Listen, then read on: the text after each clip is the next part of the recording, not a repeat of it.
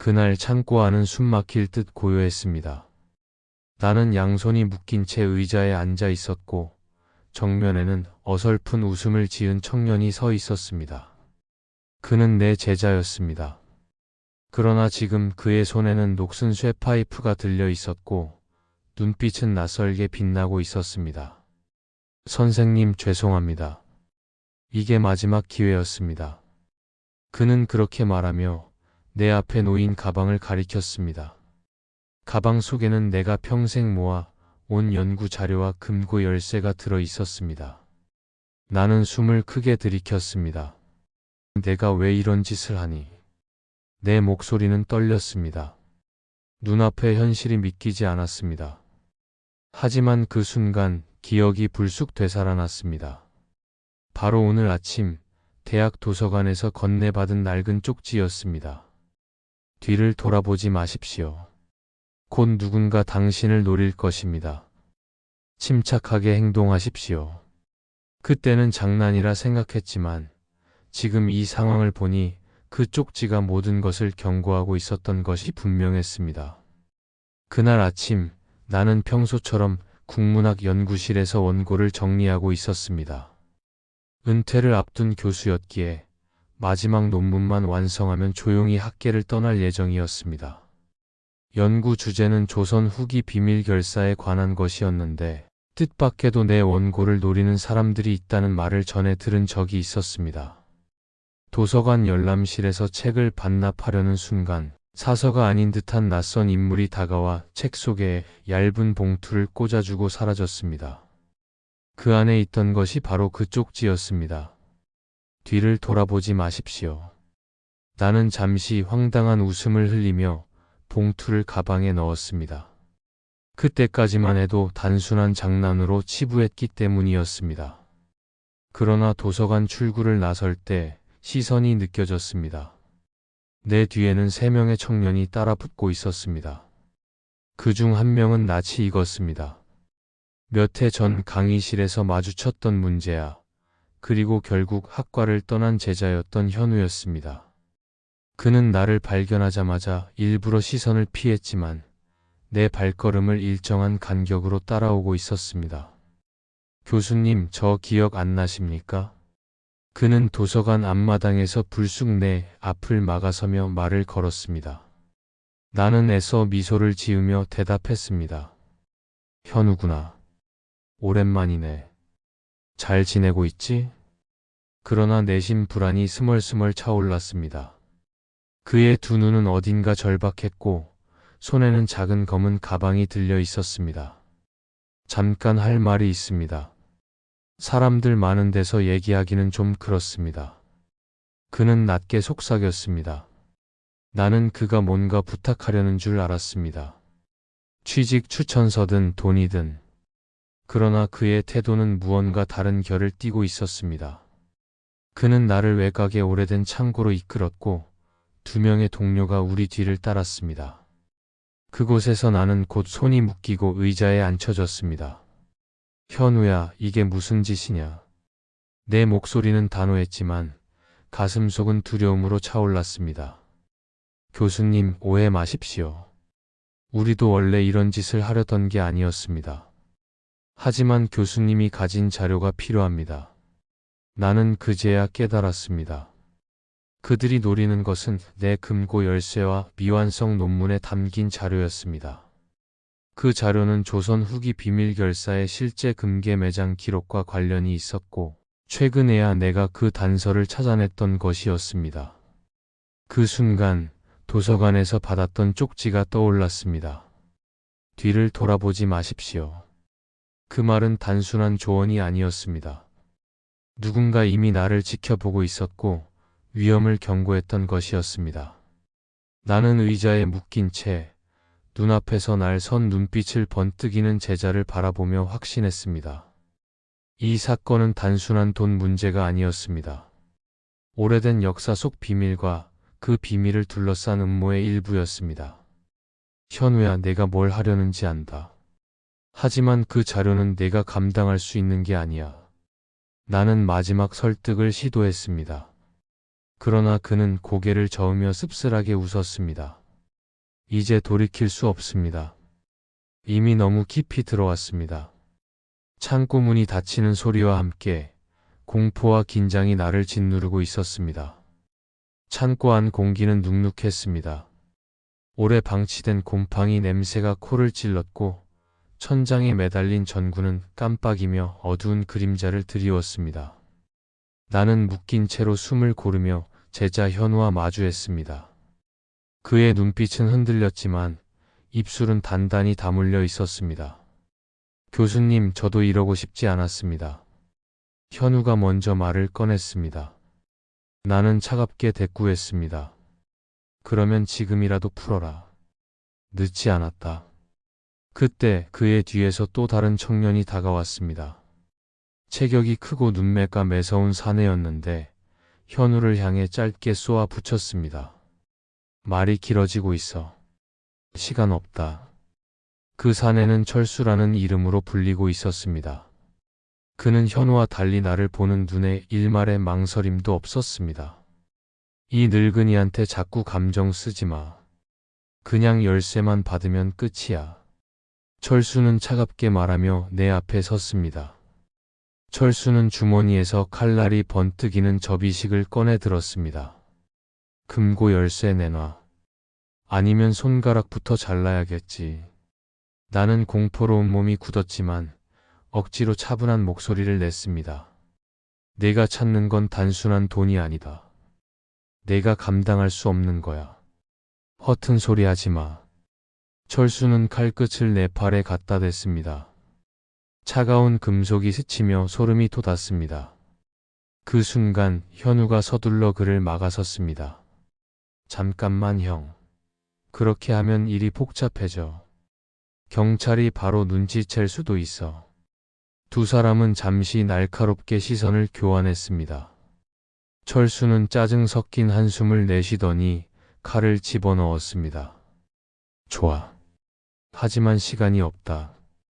교수님이 입을 열게 만드는 건 내 몫이야. 철수가 뒤로 물러나자 현우는 무겁게 입을 열었습니다. 교수님, 솔직히 말씀드리겠습니다. 저희가 노리는 건 금이나 돈이 아닙니다. 교수님 연구 자료에 기록된 그 장소, 바로 그게 필요합니다. 나는 숨이 막히는 듯 했습니다. 내가 그걸 어떻게 알았지? 현우는 씁쓸하게 웃었습니다. 교수님이 지난 학기에 발표한 세미나 논문 초록, 그리고 도서관에 보관된 초안 파일, 다 뒤져봤습니다. 저 혼자가 아니라 이 사람들까지 얽히게 된 건 제 잘못이기도 합니다. 그의 목소리에는 분명 후회의 기색이 섞여 있었습니다. 그러나 그 뒤에 숨어있는 절박함은 더 짙었습니다. 그 자료만 있으면 우린 다 벗어날 수 있습니다. 현우는 간절하게 말했습니다. 벗어난다고? 어디서? 내가 묻자 현우는 고개를 떨구며 중얼거렸습니다. 우린 이미 다른 조직에 빚을 졌습니다. 목숨으로 갚으라는 빚이었습니다. 그제야 나는 깨달았습니다. 단순히 제자의 일탈이 아니었습니다. 이 사건 뒤에는 오래전부터 도시의 어둠 속에서 움직여온 거대한 범죄 조직이 얽혀 있었습니다. 내가 연구 중인 조선 후기 비밀 결사는 단순한 역사 속 이야기로만 남아있지 않았던 것이었습니다. 실제로 그 결사의 잔존 세력이 현대에도 이어지고 있다는 소문을 들은 적이 있었습니다. 단지 학계에서는 확인되지 않았을 뿐이었습니다. 그런데 내 논문과 금고 속 자료가 바로 그 연결고리를 드러내고 있었던 것입니다. 현우는 떨리는 손으로 내 묶인 손목을 바라보았습니다. 교수님, 제발 도와주십시오. 이대로 가면 우린 다 끝장입니다. 나는 그를 똑바로 바라보며 대답했습니다. 내가 지금 하고 있는 게 무슨 짓인지 알기나 하니? 그 조직은 너 같은 놈을 그냥 이용하다 버릴 뿐이다. 그 순간 철수가 다시 끼어들었습니다. 그만. 협상은 필요 없어. 열쇠만 내놓으면 끝난다고 했잖아. 하지만 현우가 반발하려 하자 철수는 그의 멱살을 거칠게 잡아챘습니다. 너 설마 이 늙은이 편을 드는 거야? 순간 창고 안 공기가 더욱 얼어붙었습니다. 나는 눈앞에서 벌어지는 갈등을 보며 작은 희망을 붙잡았습니다. 현우와 철수 사이에 균열이 생기고 있었던 것입니다. 나는 머릿속에서 도서관에서 받았던 쪽지를 떠올렸습니다. 뒤를 돌아보지 마십시오. 그 말은 단순히 경고가 아니라 지금 이 순간에도 누군가 내 편에서 지켜보고 있다는 신호일지도 모른다는 생각이 스쳤습니다. 혹시 내가 모르는 누군가가 이 사태의 진짜 전개를 이미 알고 있고 지금 이곳을 향해 다가오고 있는 것은 아닐까. 그 순간 창고 문 바깥에서 바람에 흔들리는 소리가 들렸습니다. 세 사람의 시선이 동시에 문으로 향했습니다. 나는 본능적으로 깨달았습니다. 무언가가 다가오고 있었습니다. 창고 문 바깥에서 들려온 작은 소리는 바람일 수도 있었지만 그 순간 우리 셋의 귀에는 너무도 크게 울려 퍼졌습니다. 철수는 본능적으로 칼을 다시 꺼내 들었고 현우는 긴장한 표정으로 창문 쪽을 바라보았습니다. 누구야? 철수가 날카롭게 소리쳤습니다. 바깥에서는 아무 대답도 들려오지 않았습니다. 그러나 발걸음 소리가 분명히 있었습니다. 규칙적이면서도 은밀한 누군가 다가오는 소리였습니다. 철수는 내 옆으로 다가와 칼을 목에 들이밀었습니다. 늙은이 내가 불렀냐? 경찰이냐? 나는 고개를 저었습니다. 나는 아무것도 모른다. 하지만 너희가 생각하는 것보다 훨씬 더 큰 일이 벌어지고 있는 게 틀림없다. 입 다물어. 칼끝이 조금 더 깊게 파고들며 서늘한 감촉이 피부를 스쳤습니다. 그때 현우가 다급히 말렸습니다. 형, 잠깐만. 교수님 죽이면 우리 끝장이야. 경찰이든 누구든 지금 이곳에 오고 있어. 괜히 피 흘리면 돌이킬 수 없어. 철수는 잠시 주저했지만 눈빛은 여전히 사납게 타올랐습니다. 그럼 내가 책임질래? 이 늙은이 때문에 우리가 위험해진 거야. 문이 삐걱거리며 열렸습니다. 바깥빛 속에서 한 사람이 천천히 들어왔습니다. 검은 모자를 눌러쓴 채 낡은 트렌치 코트를 입은 남자였습니다. 그의 발걸음은 조용했지만 확신에 차 있었습니다. 여기 있었군요, 교수님. 그는 낮고 단호한 목소리로 말했습니다. 나는 눈을 크게 떴습니다. 그는 낯선 얼굴이었지만 어딘가 익숙한 기운이 느껴졌습니다. 철수는 곧장 칼을 남자에게 겨누었습니다. 누구야, 이 자식? 남자는 미소도 없이 천천히 손을 들었습니다. 나는 적이 아닙니다. 오히려 당신들이 모르는 걸 잘 알고 있죠. 현우가 경계하는 눈빛으로 물었습니다. 누구십니까? 남자는 우리 모두를 천천히 후려보며 대답했습니다. 나는 오래전부터 교수님의 연구를 지켜보던 사람이요.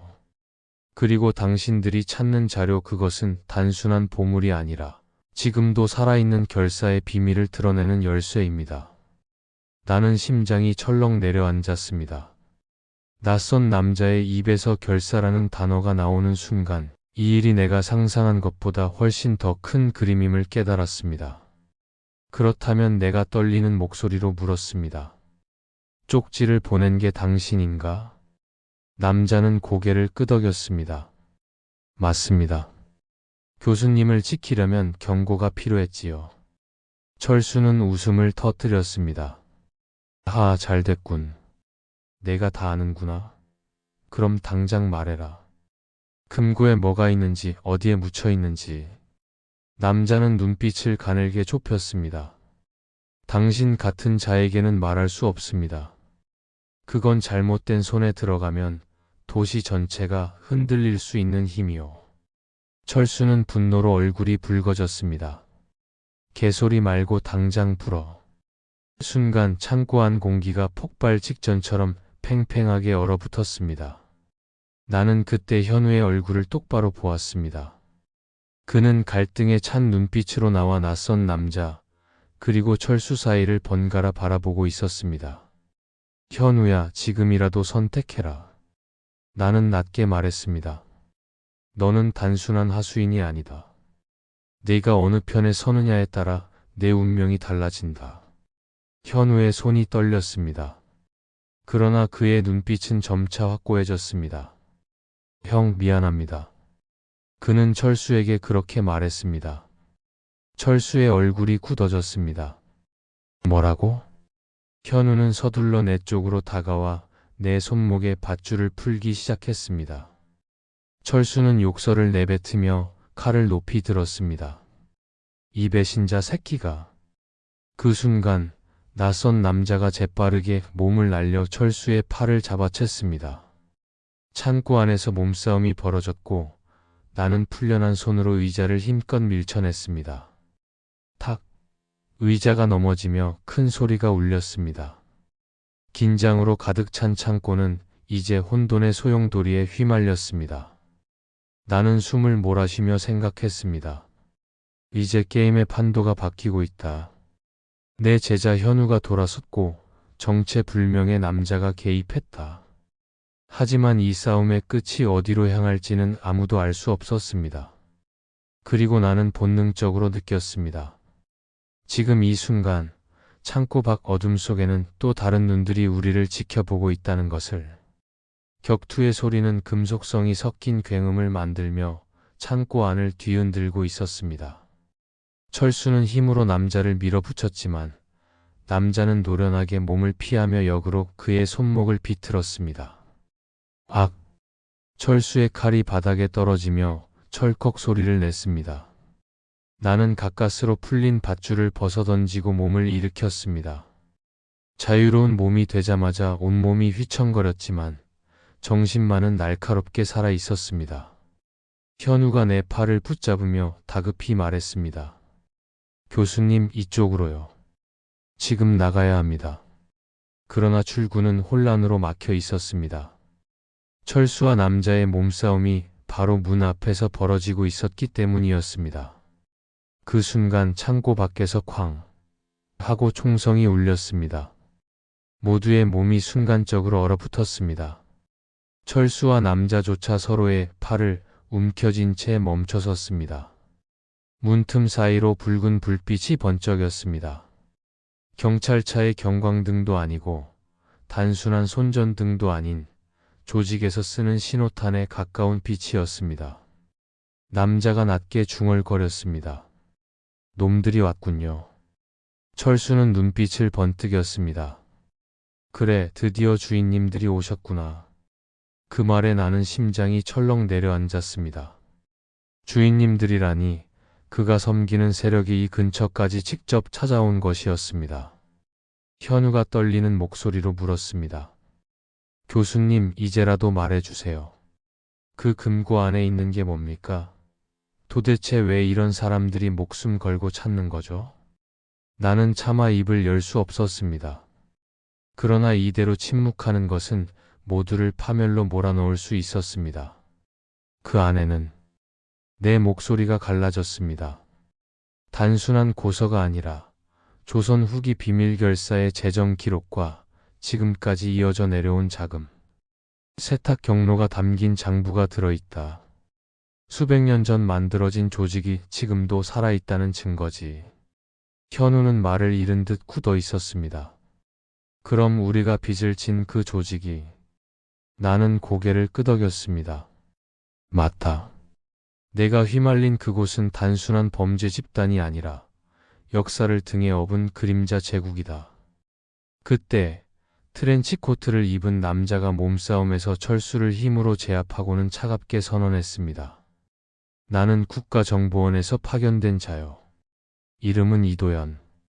당신들을 추적한 지 벌써 2년이 넘었소. 나는 숨이 막히는 듯 했습니다. 국가정보원이라니, 그제야 그가 왜 모든 사실을 알고 있었는지 이해할 수 있었습니다. 교수님, 저는 처음부터 당신을 보호하려 했습니다. 그러나 당신이 연구를 세상에 공개하려는 순간 조직이 움직이기 시작했소. 그래서 제가 먼저 다가온 겁니다. 현우가 충격에 사로잡힌 표정으로 중얼거렸습니다. 그럼 우리는 지금 국가와 조직의 한가운데에 끼어버린 거군요. 포위. 창고 밖에서 무거운 발걸음 소리가 다가왔습니다. 철수가 비릿한 미소를 지었습니다. 이제 다 끝났어. 우리 쪽은 수십 명이야. 너희 셋이서 뭘 할 수 있겠어? 이도현 요원은 주머니에서 무전기를 꺼내며 짧게 통신했습니다. 본대 지금이다. 좌표 확보. 진입 준비. 순간 철수의 얼굴이 굳어졌습니다. 뭐야, 경찰이 아니라 이미 포위돼 있었다고? 이도현은 담담하게 대답했습니다. 조직만 너희 편이 있는 게 아니야. 현우는 여전히 혼란스러워했지만 그의 손은 내 손목을 더 세게 붙잡았습니다. 교수님, 금고 열쇠 이제는 어디에 있습니까? 지금 이 상황에서 그걸 숨겨봤자 아무 소용 없지 않습니까? 나는 눈을 감았다 뜨며 대답했습니다. 내 서재에 있는 오래된 지도책 그 안에 숨겨져 있다. 하지만 그 열쇠는 단순한 쇠붙이가 아니라 이 싸움의 향방을 가를 증거다. 그 순간 창고 문이 폭발하듯 열렸습니다. 검은 복면을 쓴 사내들이 들이닥쳤습니다. 조직의 중무장 부하들이었습니다. 총구가 일제히 우리를 겨누었습니다. 철수는 환희에 찬 목소리로 외쳤습니다. 드디어 오셨군요. 저놈들과 교수 전부 잡으십시오. 나는 본능적으로 현우와 몸을 웅크렸습니다. 그러나 동시에 반대편 벽이 터져나가듯 열리며 진압복을 입은 요원들이 돌입했습니다. 번쩍이는 섬광탄이 터지며 창고 안이 새하얗게 물들었습니다. 순간의 혼란 속에서 나는 깨달았습니다. 이제부터는 단순한 학자의 문제가 아니라 국가와 조직, 그리고 수백 년의 비밀이 맞부딪히는 전쟁이 시작된 것이었습니다. 섬광탄이 터진 순간 창고는 마치 하얀 번개가 쏟아진 듯 눈부시게 물들었습니다. 귀를 찢는 폭발음과 동시에 모든 것이 뒤엉켰습니다. 총성이 사방에서 울려 퍼졌고 날카로운 금속 냄새가 공기 속을 파고들었습니다. 나는 눈을 감은 채 몸을 낮추었지만 심장은 터질 듯이 요동쳤습니다. 교수님, 이쪽으로. 현우가 팔을 붙잡고 끌어당겼습니다. 그러나 발 밑에서 무언가가 굴러와 멈췄습니다. 작은 원통형 물체였습니다. 나는 직감적으로 그것이 무엇인지 알아차렸습니다. 엎드려. 나는 현우를 끌어안고 몸을 덮쳤습니다. 펑. 연막탄이 터지며 시야가 순식간에 흐려졌습니다. 창고는 흰 연기로 가득 찼고 비명과 고함, 총성만이 뒤엉켜 울렸습니다. 나는 간신히 숨을 고르며 주위를 살폈습니다. 이도현 요원이 우리 곁으로 몸을 낮추며 다가왔습니다. 교수님, 지금이 기회입니다. 이 틈을 타서 빠져나가야 합니다. 하지만 철수는? 내가 묻자 이도현은 냉정하게 대답했습니다. 그는 이미 조직과 한 몸입니다. 지금 중요한 건 교수님과 자료를 지키는 겁니다. 그 말이 끝나자마자 철수의 고함이 연기 속에서 울려 퍼졌습니다. 놈들을 잡아. 교수와 열쇠를 절대 놓치지 마라. 그 소리에 가슴이 철렁 내려앉았습니다. 금고 열쇠가 내 손에 있지 않다는 사실을 조직이 안다면 곧장 내 집 서재까지 손을 뻗을 것이 분명했습니다. 이도현은 우리를 창고 후방으로 이끌었습니다. 그곳엔 작은 비상문이 있었지만 두꺼운 자물쇠가 걸려 있었습니다. 시간이 없소. 그는 권총을 꺼내 정확히 자물쇠에 방아쇠를 당겼습니다. 쾅. 금속 파편이 튀며 자물쇠가 부서졌습니다. 어서 나가시오. 그가 외쳤습니다. 우리는 허겁지겁 문을 열고 바깥으로 나섰습니다. 그러나 바깥은 이미 어둠 속에서 또 다른 추격자들이 매복하고 있었습니다. 붉은 레이저가 어둠을 가르며 우리 몸에 닿았습니다. 멈춰. 낯선 목소리가 울렸습니다. 이도현은 곧장 반격 사격을 가하며 소리쳤습니다. 뛰어. 나는 현우와 함께 전력으로 달렸습니다. 오래된 철제 계단을 내려가 좁은 골목길로 몸을 던지듯 빠져나갔습니다. 뒤에서 총성이 이어졌고 탄환이 벽돌을 깨부수며 튀어올랐습니다. 심장이 귀 옆에서 울리는 것 같았습니다. 발걸음이 점점 무거워졌지만 멈출 수는 없었습니다. 현우가 이를 악물고 말했습니다. 교수님, 지도책 지금이라도 챙기러 가셔야 합니다. 조직이 곧장 들이닥칠 겁니다. 나는 숨을 몰아쉬며 대답했습니다. 맞아. 서재로 가야 한다. 하지만 그 전에 놈들을 따돌려야 해. 골목 모퉁이를 돌자 불쑥 그림자가 나타났습니다. 바로 철수였습니다. 그는 얼굴에 상처가 가득했지만 여전히 광기에 찬 눈빛을 하고 있었습니다. 도망칠 수 있을 것 같냐? 그는 웃으며 칼을 빼들었습니다. 이도현이 총을 겨누자 철수는 몸을 비틀어 현우 쪽으로 파고들었습니다. 현우야, 내가 누구 편에 설지 마지막으로 선택해라. 내 빚도 내 가족도 내가 지켜줄 수 있다. 하지만 저 늙은이와 국가놈들한테 붙으면 넌 끝장이야. 현우의 손이 잠시 떨렸습니다. 그러나 이내 굳세게 나를 등 뒤로 감쌌습니다. 형, 이제 그만해. 더는 속지 않아. 철수의 눈빛이 짐승처럼 날카로워졌습니다. 좋아. 그렇다면 너부터 죽어라. 칼끝이 번쩍이며 현우를 향해 내리꽂히려는 순간 나는 본능적으로 몸을 던졌습니다. 어깨를 스치며 뜨거운 통증이 번졌지만 나는 개의치 않았습니다. 쾅! 이도현의 총성이 울렸습니다. 철수는 비틀거리며 무릎을 꿇었습니다. 그러나 그는 마지막까지 비웃음을 잃지 않았습니다. 결국 너희가 열쇠를 지켜낸다고 믿는구나. 이미 늦었어. 조직은 내 집을 향해 움직였다. 곧 모든 게 끝나지. 그의 말에 등골이 서늘해졌습니다. 철수는 쓰러졌지만 그의 말은 날카로운 칼날처럼 내 가슴을 파고들었습니다. 이미 조직이 내 집을 향해 갔다는 것, 그렇다면 열쇠는 위험에 처한 것이었습니다. 이도현은 굳은 얼굴로 무전기를 붙잡았습니다. 본대, 지금 즉시 교수의 자택으로 향하라.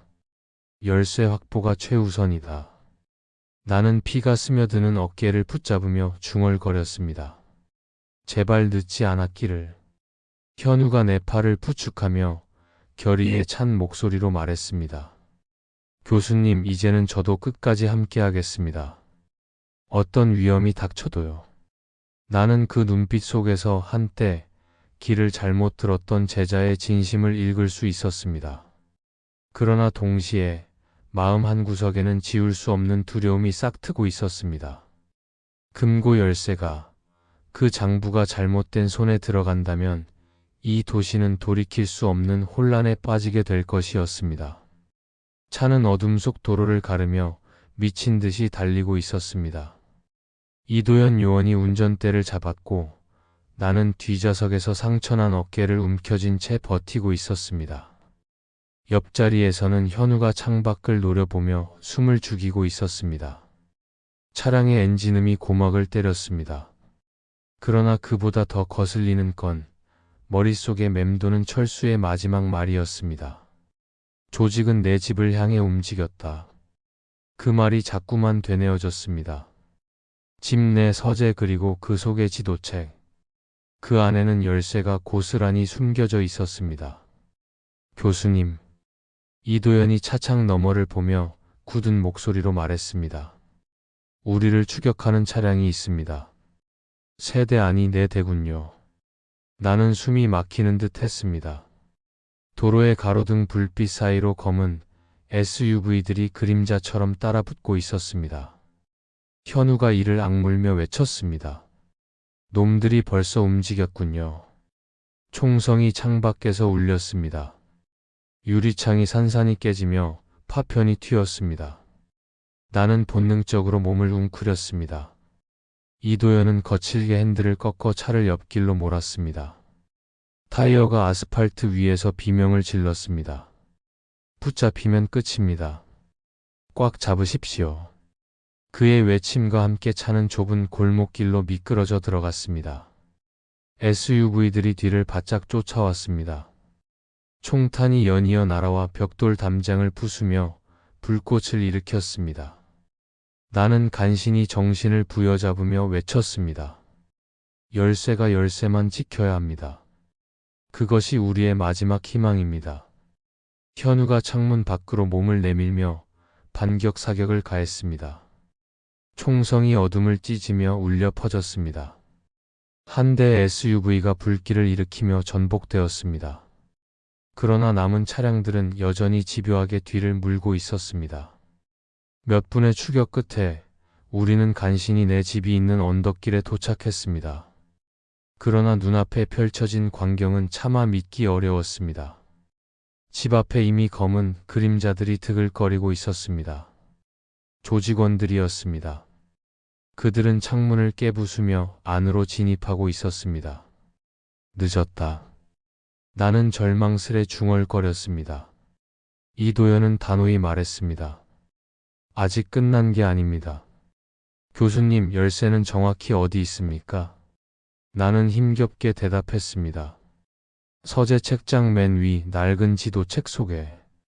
현우가 이를 악물며 외쳤습니다. 그럼 뚫고 들어가야 합니다. 아직 늦지 않았습니다. 돌입. 우리는 차를 버리고 집 쪽으로 몸을 날렸습니다. 총성이 다시금 울려 퍼졌습니다. 정원은 이미 전쟁터와 다름없었습니다. 유리 파편, 부서진 문, 쓰러진 가구들이 어지럽게 흩어져 있었습니다. 나는 숨을 몰아쉬며 서재로 향했습니다. 그러나 계단 위에서 검은 그림자가 내려왔습니다. 조직원 중 한 명이었고 그의 손에는 이미 내 지도책이 들려 있었습니다. 찾았다. 그가 외쳤습니다. 내 심장이 얼어붙는 듯 했습니다. 이도현이 그를 향해 총을 겨누었지만 다른 조직원들이 양쪽에서 나타나 총구를 들이댔습니다. 팽팽한 대치가 이어졌습니다. 나는 절박한 목소리로 외쳤습니다. 그 책은 단순한 종이가 아니다. 그것은 도시의 운명을 쥔 증거다. 너희 손에 들어가선 안 된다. 그러나 조직원은 비웃으며 말했습니다. 그렇기에 바로 우리 손에 있어야지. 세상은 강한 자가 지배하는 법이다. 그 순간 현우가 갑자기 몸을 던져 조직원의 팔을 붙잡았습니다. 두 사람은 계단 위에서 격렬히 몸싸움을 벌였습니다. 지도책이 바닥에 떨어져 굴러갔습니다. 나는 거의 무의식적으로 그것을 향해 달려갔습니다. 어깨에 상처가 벌어지며 피가 쏟아졌지만 멈출 수 없었습니다. 손끝이 책에 닿으려는 순간 또 다른 그림자가 그것을 낚아챘습니다. 그는 지금까지 본 적 없는 사내였습니다. 검은 양복에 붉은 넥타이를 맨 마치 조직의 우두머리처럼 보이는 자였습니다. 드디어 찾았군. 그의 목소리는 낮고 차가웠습니다. 이도현이 이를 악물며 외쳤습니다. 설마 당신이 직접 나설 줄은. 나는 숨이 멎는 듯 했습니다. 이 자가 바로 수백 년 조직의 실질적 후계자, 그림자 제국의 주인이었습니다. 그는 지도책을 천천히 펼치며 만족스러운 미소를 지었습니다. 이제 모든 것은 우리의 것이다. 교수, 내가 아무리 발버둥 쳐도 역사의 흐름은 바뀌지 않아. 나는 무릎을 꿇을 뻔했습니다. 내 모든 노력이 수포로 돌아가는 것 같았습니다. 그러나 그 순간 내 옆에서 현우의 목소리가 들렸습니다. 아직 끝나지 않았습니다. 교수님, 일어서십시오.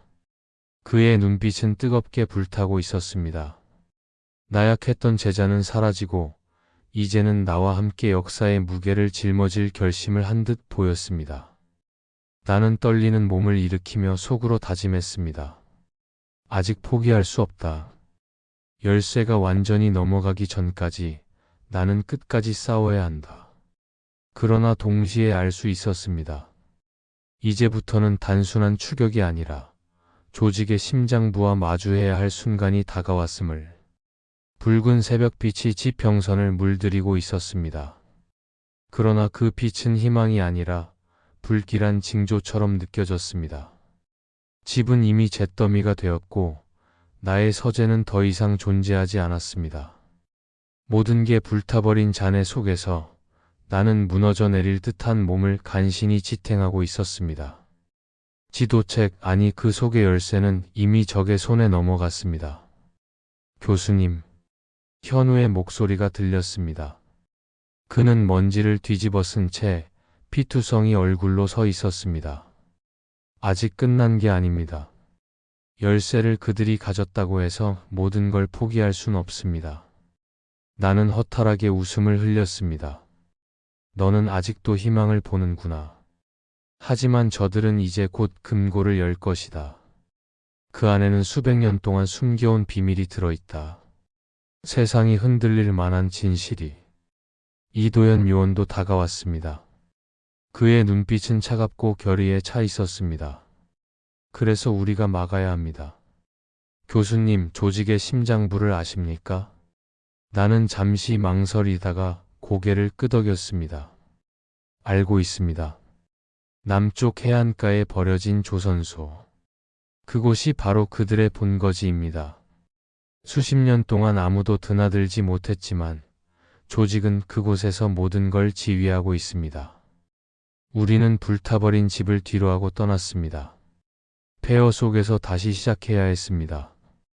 차량에 몸을 실으며 나는 과거의 기억을 떠올렸습니다.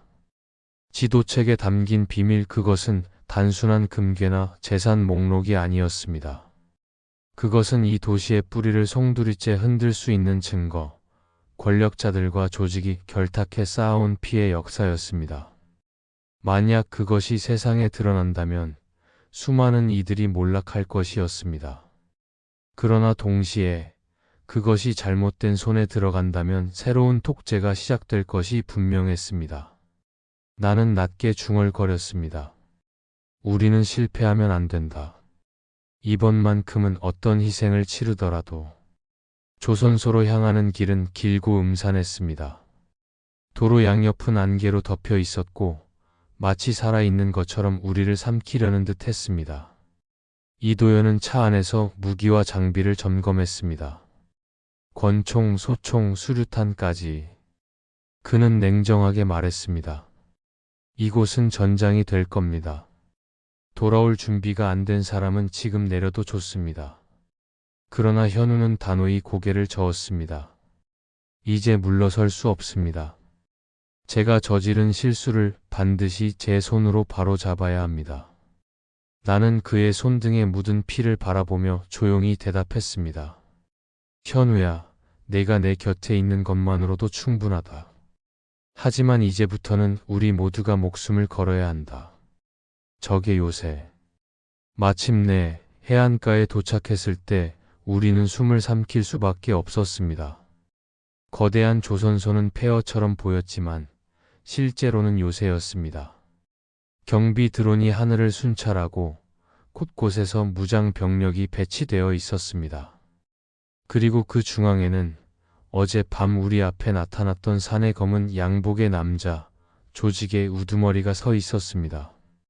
그는 마치 제왕처럼 조선소의 심장부를 지배하고 있었습니다. 그의 손에는 여전히 내 지도책이 들려 있었습니다. 적이다. 나는 이를 악물었습니다. 저 안에 금고가 있고 저들이 열쇠를 사용하려 하고 있다. 이도현은 쌍안경을 내려놓으며 말했습니다. 놈들이 준비하는데 시간이 필요할 겁니다. 우리가 틈을 노려야 합니다. 교수님, 이곳을 아는 건 당신뿐입니다. 내부로 들어갈 길을 알려주십시오. 나는 기억을 더듬었습니다. 조선소는 본래 군수시설이었지. 정문은 불가능하다. 하지만 해안가 하수관 그곳은 아직 막히지 않았을 거다. 우리는 그 길을 이용해야 한다. 현우가 고개를 끄덕이며 말했습니다. 좋습니다. 하지만 그곳은 좁고 위험할 겁니다. 괜찮으시겠습니까? 나는 피투성이 어깨를 움켜쥐며 웃었습니다. 이 나이에 하수도를 기어들어갈 줄은 몰랐지만 할 수밖에 없겠지. 다가오는 폭풍. 우리는 차량을 멀리 버리고 어둠 속에서 조심스레 이동했습니다. 파도 소리가 귓가에 울리고 썩은 냄새가 진동했습니다. 하수관은 검고 축축했으며 안으로 들어갈수록 숨이 막혀왔습니다. 그러나 내 마음은 이상하게 차분했습니다. 이제 모든 것이 끝을 향해 달려가고 있다는 것을 본능적으로 느끼고 있었기 때문이었습니다. 현우가 낮은 목소리로 말했습니다. 교수님, 만약 우리가 실패한다면 세상은 어떻게 될까요? 나는 잠시 침묵하다가 대답했습니다. 그때는 역사가 또다시 피로 물들겠지. 하지만 우리는 반드시 막을 거다. 역사는 아직 끝나지 않았다. 하수관 끝에 다다르자 어둠 속에서 희미한 빛이 보였습니다. 철창으로 막힌 통로 너머 조선소 내부로 이어지는 길이 있었습니다. 우리는 숨을 죽이며 서로를 바라보았습니다. 이제부터가 진짜 시작이었습니다. 나는 마음속으로 마지막 다짐을 했습니다. 여기서 끝내야 한다. 열쇠를 되찾고 이 악몽을 마무리해야 한다. 그러나 동시에 알 수 있었습니다. 앞으로 우리가 마주할 것은 단순한 싸움이 아니라 인간의 탐욕과 역사의 그림자 그 자체라는 것을. 하수관 끝의 철창은 녹슬어 있었지만 여전히 단단했습니다. 이도현 요원이 소음기를 단 절단기를 꺼내 들었습니다. 불꽃이 튀며 쇠막대가 잘려나갔습니다. 조용히 움직이십시오. 아는 생각보다 더 위험할 겁니다. 그의 말에 우리는 숨을 죽이고 몸을 낮췄습니다.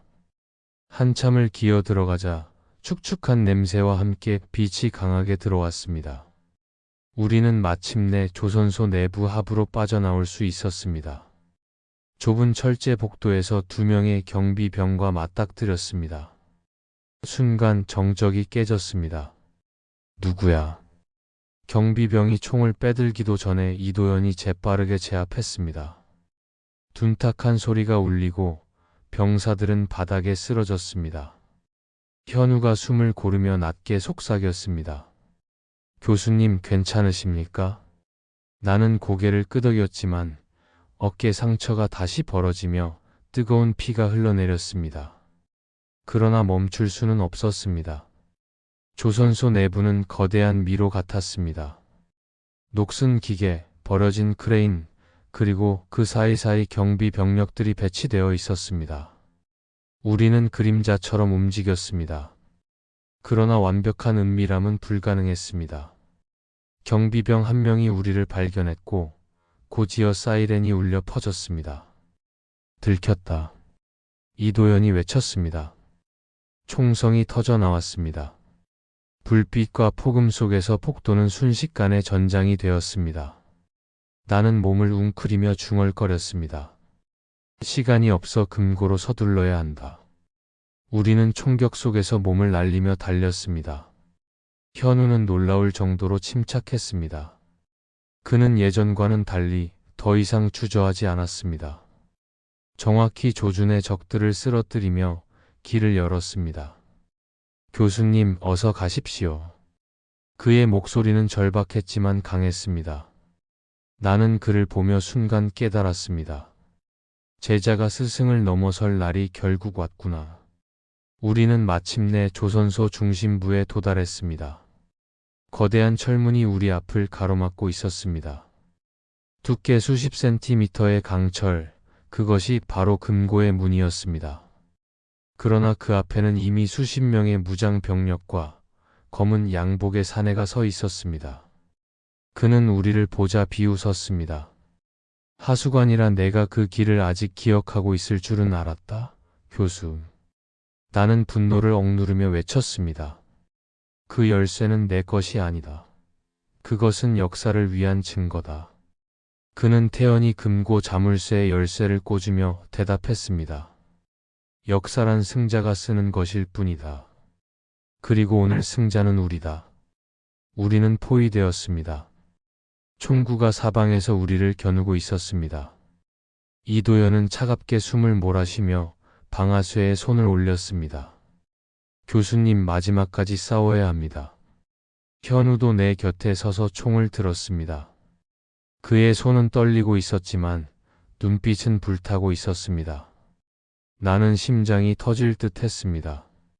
지금 이 순간이 모든 것의 분기점임을 알았기 때문이었습니다. 그런데 그 순간 예상치 못한 일이 벌어졌습니다.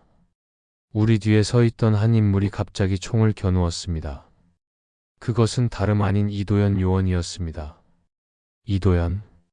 나는 믿기지 않는다는 듯 그를 바라보았습니다. 그는 냉정한 표정으로 말했습니다. 죄송합니다, 교수님. 저는 처음부터 그분의 명령을 따르고 있었습니다. 오늘 제 임무는 열쇠가 확실히 금고를 열도록 돕는 것이었죠. 현우가 절규했습니다. 배신자. 당신까지. 이도현은 차갑게 총을 겨눴습니다. 세상은 이상이 아니라 힘으로 굴러갑니다. 교수님, 당신은 이제 시대에 뒤떨어진 인물일 뿐입니다. 검은 양복의 사내가 미소 지으며 금고 문을 열었습니다. 거대한 쇳소리가 울리며 문이 열리기 시작했습니다. 그 안에서 새어나오는 빛은 차갑고도 묵직했습니다. 수백 년 동안 봉인된 진실이 이제 세상에 드러나려 하고 있었습니다. 나는 무릎이 꺾일 듯 했지만 동시에 심장이 불타올랐습니다. 아직 끝나지 않았다. 현우가 내 옆에서 외쳤습니다. 교수님, 마지막 기회입니다. 우리는 절망과 희망의 경계에서 이제 남은 단 한 번의 선택을 앞두고 있었습니다. 금고 문이 천천히 열리면서 차가운 빛이 우리 얼굴을 스쳤습니다. 그 안에는 예상 밖의 것이 들어 있었습니다. 수많은 문서와 오래된 장부, 그리고 봉인된 상자가 가지런히 놓여 있었습니다. 검은 양복의 사내가 조용히 웃었습니다. 보십시오. 진실은 바로 여기 있습니다. 이제 모든 역사는 바뀔 수밖에 없죠. 나는 숨을 고르며 다가갔습니다. 진실을 세상에 알리는 건 중요합니다. 하지만 힘으로 사람을 제압하며 가져가는 것은 잘못입니다. 그 순간 이도현이 우리를 겨누며 끼어들었습니다. 교수님, 이제 선택은 없습니다. 금고를 열고 증거를 가져가겠습니다. 당신들은 그냥 사라지면 됩니다. 현우가 이도현을 바라보며 분노했습니다. 선생님을 배신하다니 끝까지 나쁜 선택만 하는군요. 긴장감은 최대치였습니다.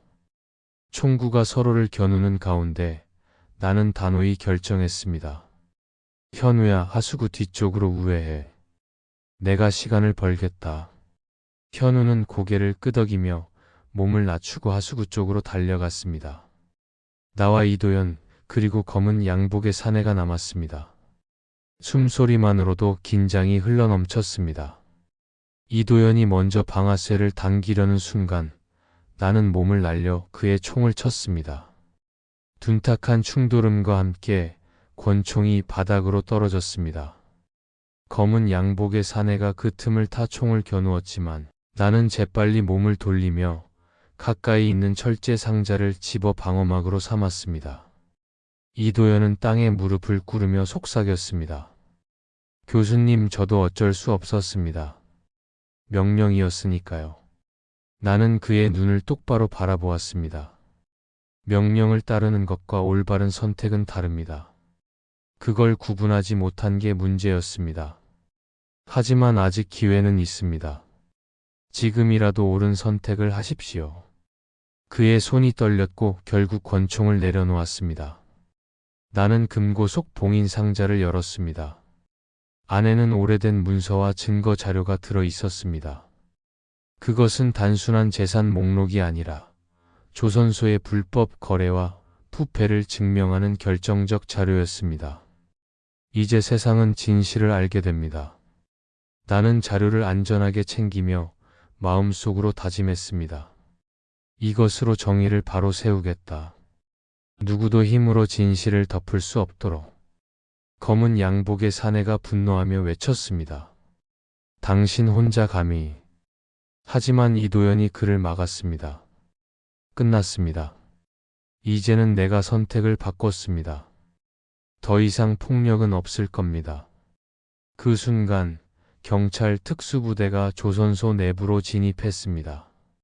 사이렌이 울리고 경비 병력들은 순식간에 체포되었습니다. 우리는 최후의 순간을 견뎌냈습니다. 현우가 내게 달려와 숨을 고르며 말했습니다. 교수님, 정말 끝났습니다. 나는 그의 어깨를 두드리며 미소 지었습니다. 그래, 이제 진실이 세상에 나갈 거야. 그리고 우리는 살아남았다. 배신과 위기, 죽음의 그림자 속에서 우리는 서로를 지켜냈습니다. 믿음과 용기, 그리고 선택의 무게가 오늘의 결말을 만든 것이었습니다. 나는 금고속 자료를 들고 조용히 하늘을 바라보았습니다. 정의는 느리지만 반드시 찾아온다. 현우는 나를 바라보며 고개를 끄덕였습니다. 이제 우리는 다음 세대를 위해 싸울 수 있습니다. 조선소를 떠나는 우리 뒤로 붉은 노을이 내려앉았습니다. 피와 배신 속에서도 인간의 선택과 용기는 여전히 빛나고 있었습니다.